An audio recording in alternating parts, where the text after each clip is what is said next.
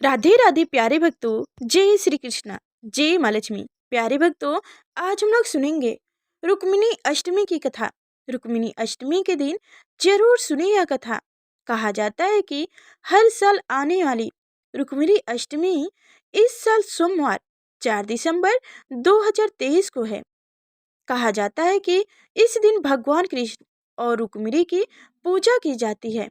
ऐसी मान्यता है कि इसी दिन द्वापर युग में देवी रुक्मिणी का जन्म हुआ था।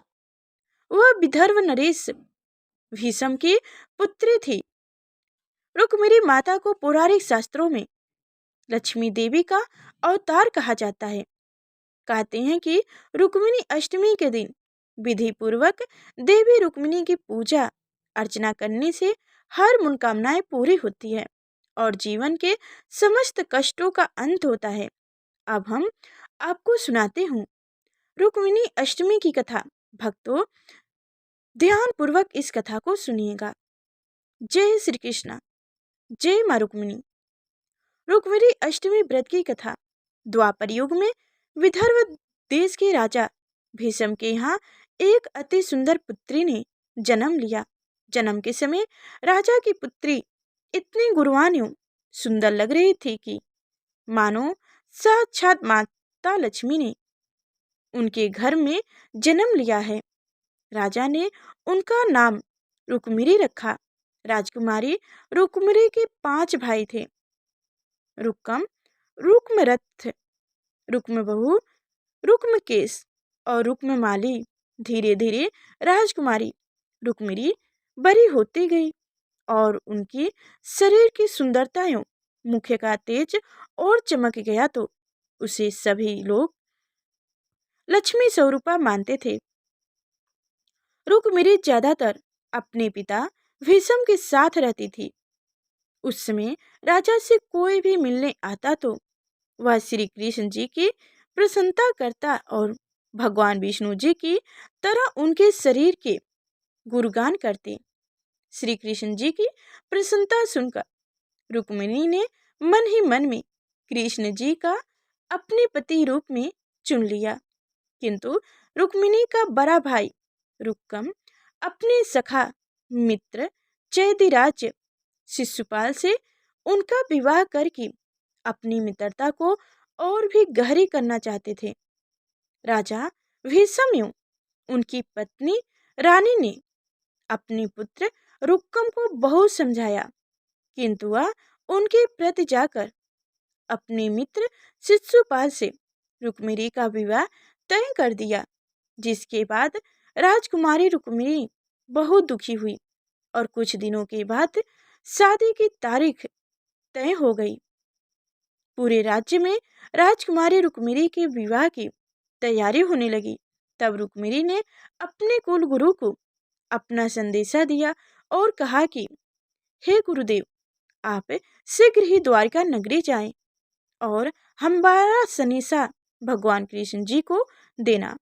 जिसके बाद कुल गुरु द्वारका नगरी गईं और श्री कृष्ण जी को वह संदेशा देते हुए सारा वृत्तांत सुना दिया।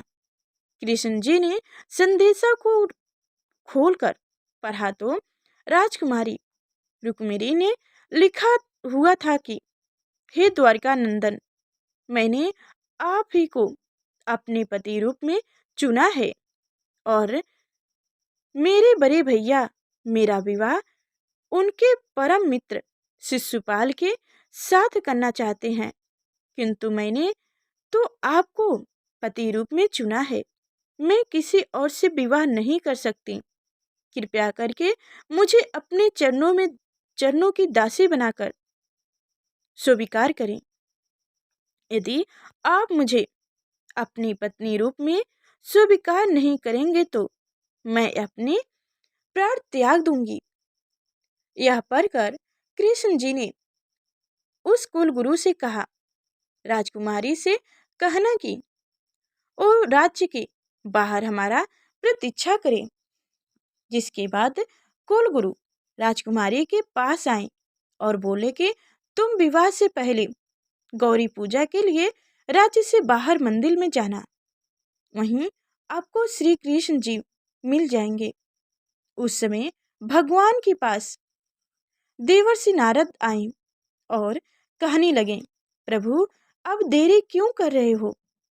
शीघ्र जाओ और माता रुक्मिणी को ले आओ। और उधर शिशुपाल जरासंध की सेना के साथ बारात लेकर विदर्भ देश पहुंच गए हैं। विवाह से पहले गिरजा पूजा की परंपरा है और इसकी पूजा के लिए राजा युवरानी ने रुक्मिणी को राज्य से बाहर गौरी मंदिर में भेज दिया। देवी रुक्मिणी गौरी पूजा करके श्री कृष्ण जी की प्रतीक्षा करने लगी तो देखा कि दूर रथ में कृष्ण जी आते दिखाई दिए। वह पहुंचने के बाद रुक्मिणी ने भगवान को प्रणाम किया। कृष्ण जी ने कहा, देरी ना करो प्रिय, जल्दी रथ में बैठो, हमें शीघ्र ही द्वारका के लिए निकलना है, क्योंकि इस राज्य में जरासंध एवं शिशुपाल दोनों की सेना है।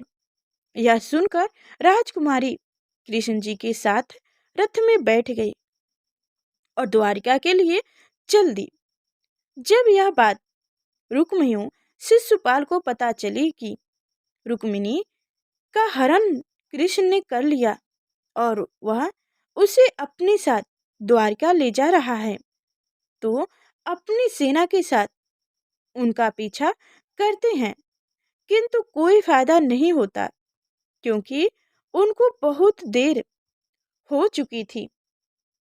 इधर कृष्ण जी रुक्मिणी के साथ द्वारका पहुंच गए और द्वारका नगरी वाले ने उनका बहुत ज़्यादा स्वागत किया, जिसके बाद पूरे रीति रिवाजों के साथ भगवान कृष्ण जी एवं देवी रुक्मिणी का विवाह हुआ और कृष्ण जी की पहली पत्नी देवी रुक्मिणी कहलाई, जो स्वयं माता लक्ष्मी जी का रूप थी।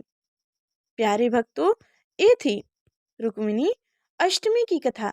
तो हमारी कथा आपको कैसी लगी कमेंट में अवश्य बताइएगा, और हमारी कथा आपको जरा से भी अच्छी लगी हो तो लाइक कर शेयर कीजिएगा और चैनल को सब्सक्राइब करके बेल आइकन की घंटी दबा दीजिएगा, ताकि आगे जो मैं ऐसी व्रत कथा लेकर आऊँ तो सबसे पहले आप तक नोटिफिकेशन पहुँचे, जो मेरी कथा को आप समय से सुन सकें। और कमेंट में जय श्री कृष्णा अवश्य लिखिएगा। तो फिर चलते हैं, फिर मिलते हैं नेक्स्ट वीडियो में। तब तक के लिए धन्यवाद।